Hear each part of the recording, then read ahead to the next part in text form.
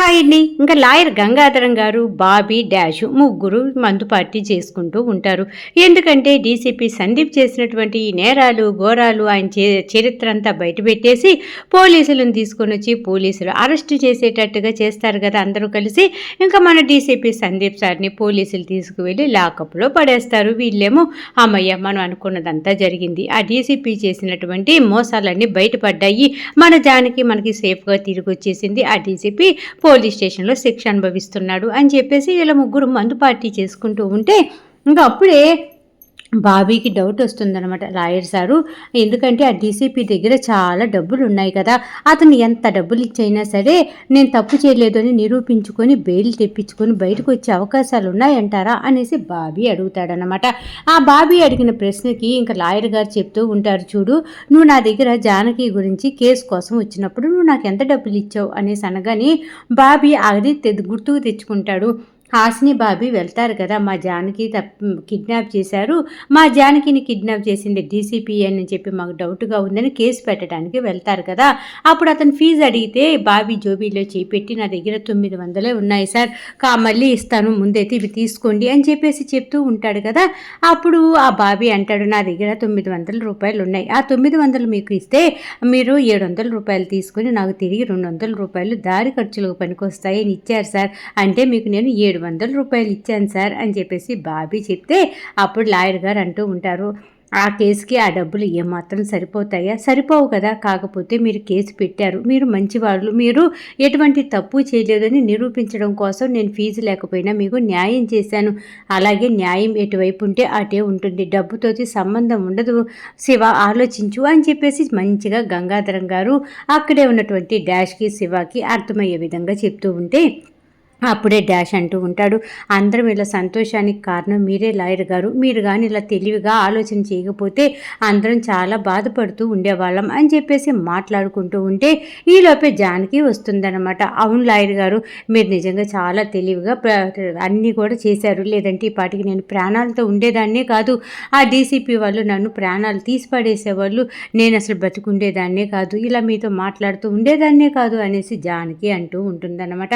ఇంకా అప్పుడే ఈలోపు అష్టలక్ష్మి వస్తుంది. లాయర్ గారు, నిజంగా ఇన్ని రోజుల తర్వాత మా అమ్మ మొహంలో నవ్వు చూసాము, లేదంటే ఇన్ని రోజులు ఏడుస్తూ చాలా బాధపడుతూ ఉంది, ఇంకా తను అలా బాధపడుతూ ఉంటే మేము మటుకు ఎలా సంతోషంగా ఉండేవాళ్ళం అనేసి ఇంకా అందరూ కూడా కలిసి లాయర్ గారికి థ్యాంక్ యూలు ధన్యవాదాలు చెప్పుకుంటూ ఉంటే ఇంకా లాయర్ గారు అంటూ ఉంటారు, అవును సత్యమ్మ కనపడట్లేదు, సత్యమ్మ ఎక్కడికి వెళ్ళింది అనేసి అడుగుతూ ఉంటాడు. అప్పుడే అష్టలక్ష్మి చెప్పిందనమాట, జానకి తిరిగి జాగ్రత్తగా ఇంటికి రావాలి, మా అన్నయ్య మీద ఎటువంటి కేసులు లేకుండా అతను బయటకు వస్తే అమ్మవారికి ఏదో మొక్కుకుందంట, అమ్మవారి మొక్కుబడి తీర్చడానికి వెళ్ళింది లాయర్ గారు అని చెప్పేసి అష్టలక్ష్మి చెప్తుందనమాట. ఇంకా అప్పుడు జానకి అంటూ ఉంటుంది, మా బావ అంటే ఇంట్లో అందరికీ చాలా ఇష్టం, మా బావ అందరినీ చాలా ప్రేమగా చూసుకుంటూ ఉంటాడు అనేసి జానకి అంటూ ఉంటే లాయర్ గారు కూడా, అవును మీ బావ శివ అంటే ఇంట్లో అందరికీ ఇష్టమే కదా, అటు సత్తమ్మేమో నా కొడుకు బాగుండాలి అంటుంది, నువ్వేమో మా బావ చల్లగా ఉండాలి అంటావు, అష్టలక్ష్మి ఏమో మా అన్నయ్య సేఫ్గా ఆరోగ్యంగా ఉండాలి అంటుంది, ఎటు తిరిగినా కూడా అందరూ శివ గురించి ఆలోచిస్తూ శివ మంచితనం గురించి ఆలోచిస్తున్నారు, మీరందరూ చాలా మంచివాళ్ళు అనేసి పొగుడుతూ ఉంటాడనమాట. అప్పుడే జానకి అంటుంది, నేనంటే మా బావకి పంచ ప్రాణాలు, మా బావ అన్నా కూడా మా ఇంట్లో వాళ్ళందరికీ చాలా ఇష్టం లాయర్ గారు అనేసి మాట్లాడుకుంటూ ఉండేలోపే ఇంకా హాసిని వస్తుందనమాట. వచ్చి శివ, ఏం శివ ఇదంతా కూడా అనేసి అనగాని, హలో హలో హలో కలరు ఆగు, నెక్స్ట్ డైలాగులు నేను చెప్తాను, ఇదిగో శివ ఏంటి ఇదంతా నీకు బాగా ఎక్కువైంది, మన పెళ్ళైన తర్వాత అసలు మందు తాగనీయకుండా చేస్తా, అప్పుడు చెప్తా నీ పని, అప్పుడు దాకా నీ ఇష్టం, ఇదే కదా నువ్వు కొట్టే డైలాగు, మేము ఎందుకు తాగుతున్నామో అర్థం చేసుకోగలరు, ఆ డీసీపీ చక్కగా అరెస్ట్ అయిపోయి పోలీస్ స్టేషన్కి వెళ్ళిపోయాడు, మనం పండగ చేసుకునే రోజుల దగ్గరకు వచ్చేసాయి కదా, ఇప్పుడు మనకి అన్ని పండగలు కలిసి ఒకేసారి వచ్చినట్టు కదా, అందుకే చెప్తున్నానన్నమాట. ఇంకా అప్పుడే హాసిని అంటూ ఉంటుంది, శివ నీ జోకులాపు, ఇప్పుడు జోకులు వేసే టైం కాదు, నువ్వు ఇక్కడ మందు పార్టీ చేసుకుంటున్నావా, అక్కడ అమ్మ మేడం ఎంత బాధపడుతున్నారో తెలుసా, ఒంటరి దాన్ని అయిపోయాను, నాకు ఎవరూ లేరు అనేసి గుండెలు బాదుకొని ఏడుస్తూ ఉంది, ఆవిడ ఎంత కాదనుకున్నా నీ కన్న తల్లే కదా, తను ఎలా ఉంది, తను జాగ్రత్తగా ఉందా లేదా అని చూసుకోవాల్సిన బాధ్యత నీకు లేదా, ఇలా కూర్చొని మందు పార్టీ చేసుకుంటావా, అసలు ఏం మనిషివి శివ నువ్వు అనేసి ఇంకా హాసిని శివాని అరుస్తూ ఉంటుందన్నమాట. ఇంకా శివ అంటూ ఉంటాడు, ఓహో అమ్మ మేడం గురించి మాట్లాడుతున్నావా, నీకు అమ్మ మేడం మీద ఇప్పుడు ప్రేమ కారుకుంటూ వచ్చిందా, అమ్మా మేడం ఇన్ని రోజులు కూడా సన్నీని తన కొడుకులాగా చూసుకుంది కానీ నన్ను ఎప్పుడైనా కొడుకులాగా చూసిందా, నాతో ప్రేమగా మాట్లాడిందా? ఇప్పుడు సన్నీ అరెస్ట్ అయ్యి పోలీస్ స్టేషన్లో ఉన్నాడని అమ్మా మేడం ఏడుస్తుంది. అదే నేను అరెస్ట్ అయినప్పుడు అసలు నన్ను చూడటానికి కూడా రాలేదు అని చెప్పేసి ఇంకా బాబీ చెప్తూ ఉంటాడనమాట. ఇంకా హాసిని అంటుంది, అదంతా పక్కన పెట్టు, ఎంత కాదనుకున్న అమ్మా మేడం నీ కన్న తల్లి నీ కోసం ఎంత తాపత్రయపడుతుంది, తనను మనం జాగ్రత్తగా చూసుకోవాలి, కాబట్టి నీకు మేమున్నామన్న ధైర్యాన్ని ఇవ్వాలి. అందుకు రేపు పొద్దున మన ఇద్దరం అమ్మ మేడం దగ్గరికి వెళ్ళి మాట్లాడొద్దామనేసి అనగానే సరేనని చెప్పేసి బాబీ ఓకే చెప్పేశాడు. ఇంకా అప్పుడే జానకి అంటుంది, ఇంకా అందరూ రండి, నేను రకరకాల వంటకాలు చేశాను కాబట్టి అందరూ రుచి చూసి హ్యాపీగా తిందురు కానీ అనగానే ఒక్కసారిగా గంగాధరం గారు అంటూ ఉంటారు, మీరందరినీ ఇలా చూస్తూ ఉంటే నిజంగా నాకు ఆకలి వేయట్లేదు, నాకు సగం కడుపు నిండేపోయింది అనేసి అనగానే లేదు మీ అందరి కోసం నేను రకరకాలు వండాను, మరి తినకుండా ఎలా వెళ్ళిపోతారు, కొంచెం కొంచెం రుచి చూద్దురు కానీ రండి అని చెప్పేసి అందరినీ దగ్గరుండి మరీ తీసుకొని వెళ్తుందన్నమాట. ఇంకా అందరికీ చక్కగా భోజనాలు వడ్డిస్తూ ఉంటుంది, తింటూ ఉంటారు. ఇక్కడ ఇలా జరుగుతూ ఉంటే మొత్తానికి స్వరమ్మ మటుకు ఒకటే దిగులు పడుతూ ఉంటుంది. నా కొడుకులిద్దరూ ఇలా అయిపోయారు, నేను నా కొడుకు కంటే ఎక్కువగా చూసుకున్న నా సన్నీ ఏమో అలాగంతా మోసం చేసి పోలీస్ స్టేషన్లో కేసు అనుభవిస్తున్నాడు. ఇక్కడ చూస్తే నా కొడుకు నన్నేమో అమ్మ అని పిలవకుండా అమ్మ మేడం అని పిలుస్తున్నాడు, నా బాధ ఎవరికి చెప్పుకోవాలి అని చెప్పేసి స్వరమ్మ ఏడుస్తూ ఉంటుంది. ఇంకా ఆవిడ అలా బాధపడుతూ ఉంటుంది. తెల్లారిపోతుంది. హాసిని చెప్పింది కదా రేపొద్దున మనం అమ్మ మేడంని కలవటానికి వెళ్ళాలి, రెడీగా ఉండు అని చెప్పేసి. కానీ బాబీ అదంతా గుర్తుపెట్టుకోకుండా చక్కగా నిద్రపోతూ ఉంటాడనమాట. ఇంకా హాసిని గబగబా రెడీ అయ్యి బాబీ వాళ్ళ ఇంటి దగ్గరికి వస్తుంటే జానకి తన పని తను చూసుకొని ఇంకిటి తిరిగి చూసేపాటికి డాక్టర్ అమ్మ వస్తూ ఉంటుందన్నమాట. ఎదురుగా వెళ్ళి, ఎందుకు డాక్టర్ అమ్మ నువ్వు మీరు ఇంటికి ఎందుకు పోతున్నావు, కమ్మగా మాతో పాటు ఇక్కడే ఉండొచ్చు కదా, రాత్రి ఇక్కడే పడుకోవచ్చు కదా అనేసి అంటూ ఉంటే, చూడు జానకి మీ బావని పెళ్లి చేసుకున్న తర్వాత నేను రోజు ఇక్కడే ఉంటాను కదా, అప్పుడు దాకా మా రూమ్కి వెళ్ళి రానియ్యి, మళ్ళీ మా రూమ్ బెంగపడిద్ది కదా అని చెప్పేసి జోకులు వేసుకుంటూ ఉంటారా. అప్పుడే అడుగుతూ ఉంటుంది, అవును బాబీ లేచాడా అని చెప్పేసి జానకిని హాసిని అడుగుతూ ఉంటే, ఎక్కడ బావన పొద్దు నుంచి 4-5 సార్లు లేపితే అస్సలు లెగట్లేదు, అందుకే నిద్రపోతున్నాడు కదా, నేను ఇంక లేపలేదు డాక్టర్ అమ్మ, అడుగు అక్కడే పడుకొని ఉన్నాడు అనేసి నిద్రపోతున్నటువంటి బాబీని చూపిస్తుంది జానకి హాసినికి. ఇంకా హాసిని వెళ్తుంది, 4-5 సార్లు పిలుస్తూ ఉంటుందన్నమాట. రే బాబీ లెగరా, చెప్పాం కదా మన ఇద్దరం అమ్మ మేడం దగ్గరికి వెళ్ళాలని, ఇంకా లెగలేదేంటి, నువ్వు లెగు అని చెప్పేసి లేపుతూ ఉంటే అస్సలు లెగదన్నమాట. వీడి పని ఇలా కాదు, ఉండి వీడిని ఎలా లేపాలో నాకు తెలుసు అని చెప్పేసి ఇంకా బాబీ పడుకొని ఉంటాడు కదా, వెనకాల గుండె వెళ్ళి కాలుతో ఒక తన్ను దంతుందా, బాబీ మంచం మీద నుంచి బొక్క బార్లో కింద పడతాడు. కింద పడుతూ, ఏమి జనవరి నీకెంత ధైర్యమే నన్ను కాలుతో కొట్టి లేపుతావా అని చెప్పేసి అరుస్తూ కళ్ళు మసకతోటి అలా కళ్ళు తెరిచి చూసేలోపు ఎదర హాసిని ఉంటుందన్నమాట.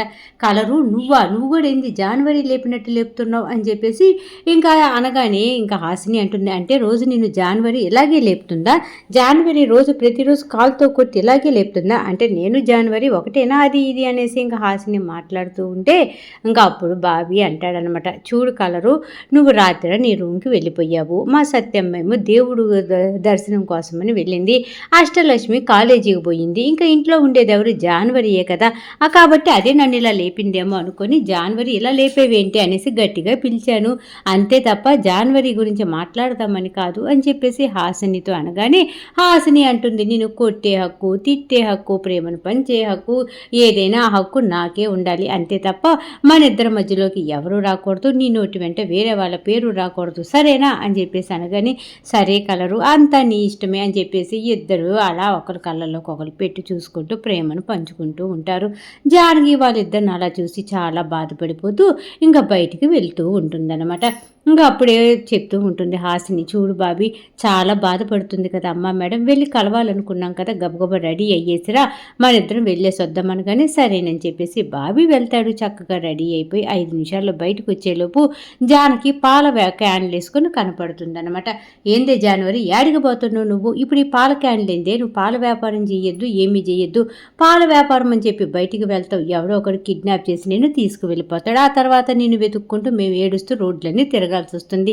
దయచేసి నువ్వు ఏ వ్యాపారం చేయమాకే తల్లి, నువ్వు ఇంట్లోనే ఉండు అనేసి బాబీ అంటూ ఉంటే అప్పుడే ఇంకా జానకి అంటుంది, అలా ఎలా ఉంటా బావా ఇంట్లో ఒక్కదాన్ని, నాకు ఏమీ తోయట్లేదు కాబట్టి నేను ఖాతాలు వెతుక్కోవటానికి పాల క్యాన్లు తీసుకొని వెళ్తున్నా, నా వ్యాపారం నన్ను చేసుకొని బావా అని చెప్పేసి జానకి కూడా వ్యాపారం చేసుకోవటానికి వెళ్ళిపోతుంది.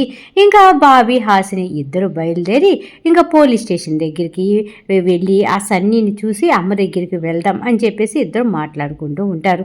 ఈలోపే జానకి కూడా నేను పాలకి ఖాతాల కోసం వెళ్తున్నాను అనుకుంటుంది కదా, వెళ్తూ అంటుంది, ఈ డీసీపీ ఎలాగైనా తప్పించుకొని బయటకు వస్తాడు, అతను పోలీస్ స్టేషన్లో ఉన్నాడు, మనం ప్రశాంతంగా ఉందాం అనుకోవటానికి లేదు, ఆ డీసీపీ ఏ మాయ అయినా చేసి బయటకు వచ్చే అవకాశాలు ఉన్నాయి, ఓసారి డీసీపీ దగ్గరికి వెళ్ళి గట్టిగా వార్నింగ్ ఇద్దామనేసి జానకి కూడా అనుకుంటుందన్నమాట. ఇంకెక్కడ ఇలా ఉంటే డీసీపీ ఉన్నాడు కదా లాకప్లో అటు ఇటు తిరుగుతూ, నాకు జాబ్ ఉన్నప్పుడు అందరూ భయపడ్డట్టు నటించేవాళ్ళు, ఇప్పుడు జాబు పోయేపాటికి అసలు నన్ను పట్టించుకునేవాడే లేడు, నన్ను పలకరించేవాడు లేదు, నాకు తిన్నావా తాగావా అని అడిగేవాడు కూడా లేడు. ఇలాంటి లైఫ్ లీడ్ చేస్తున్నానంటే నాకే చిరాగ్గా ఉంది, ఎప్పుడు చూసినా నేను కళ్ళతో సైగ చేస్తేనే జనాలందరూ భయపడి చచ్చేవాళ్ళు, అలాంటిది నోటితోటి మాట్లాడుతున్నా కూడా ఎవరూ పట్టించుకోవట్లేదు, నేను లాయర్ని పెట్టుకోవాలి, బెయిల్ మీద బయటికి వెళ్ళాలి అనుకుంటూ ఉండేలోపే సహదేవ్ ఉంటాడు కదా, లాయర్ని తీసుకుని రానే వచ్చేస్తాడనమాట. సహదేవ్, ఏది లాయర్ వచ్చాడా, తీసుకొని వచ్చావా అని చెప్పేసి అడుగుతూ ఉంటే తీసుకొచ్చాను సార్ అని చెప్పేసి సహదేవ్ ఆ లాయర్ని తీసుకొని వస్తాడు. ఆ లాయర్ తోటి సన్నీ చెప్తూ ఉంటాడు, ఎంత డబ్బులు ఖర్చు అయినా పర్వాలేదు, నువ్వు మటుకు నేను బయటకు వచ్చేటట్టుగా చెయ్యి అనేసి అనగానే, మీరేం టెన్షన్ పడమాకండి సార్, మీకు బెయిల్ వచ్చేటట్టుగా నేను చూసుకుంటా, మిమ్మల్ని బయటికి తీసుకెళ్లే బాధ్యత నాది అని చెప్పేసి అతను కూడా ధైర్యం చెప్తూ ఉంటాడనమాట డీసీపీకి.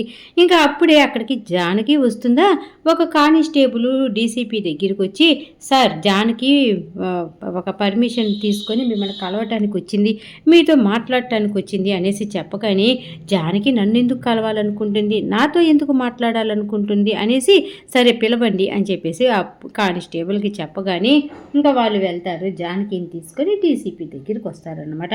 అప్పుడు వెంటనే డీసీపీ జానకిని చూసి, ఏం జానకి నాతో ఏం మాట్లాడాలని వచ్చావు, ఏంటి ఒంట్లో ఆరోగ్యం బాగుంటుందా, అందరూ బాగున్నారా అనేసి ఓవర్ యాక్షన్ చేస్తూ మాట్లాడుతూ ఉంటే అప్పుడే జానకి అంటుంది, మేమందరం శుభ్రంగా ఉన్నాం, చాలా సంతోషంగా ఉన్నాం, త్వరలోనే మా బావ హాసిని ఇద్దరు పెళ్లి చేసుకోబోతున్నారు, ఆ పెళ్లి కార్డు తీసుకొని మీ దగ్గరికి మిమ్మల్ని కలవటానికి నేను వస్తాను, తర్వాత వాళ్ళకి పిల్లలు పుడతారు కదా, వాళ్ళ బాటసాలకు కూడా మిమ్మల్ని పిలవటానికి నేనే వస్తాను, వాళ్ళని మీరే ఆశీర్వదించాలి, అర్థమయ్యిందా డీసీపీ సార్ అనేసి అనగానే, జానకి నువ్వు ఎక్కువ మాట్లాడుతున్నావా, నీకు అర్థమవుతుందా అనేసి ఆ డీసీపీ అంటాడనమాట.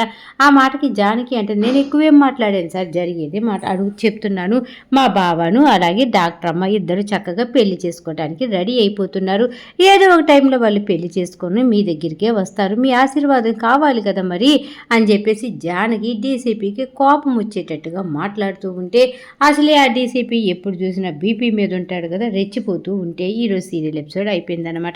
మొత్తానికి సీరియల్ బాగుంది, చక్కగా ఉంది, అర్థమైంది అనుకుంటే మర్చిపోకుండా నా ఛానల్ని లైక్ చేయండి, షేర్ చేయండి, సబ్స్క్రైబ్ చేసుకోండి, అలాగే కింద బెల్ సింబల్ ఉంటుంది కదా, దాన్ని గట్టిగా ఒక్క బాధేసేయండి. రేపు రాబోయే ఎపిసోడ్లో మళ్ళీ కలుద్దాం, అంతవరకు ఉంటా మరి, బాయ్.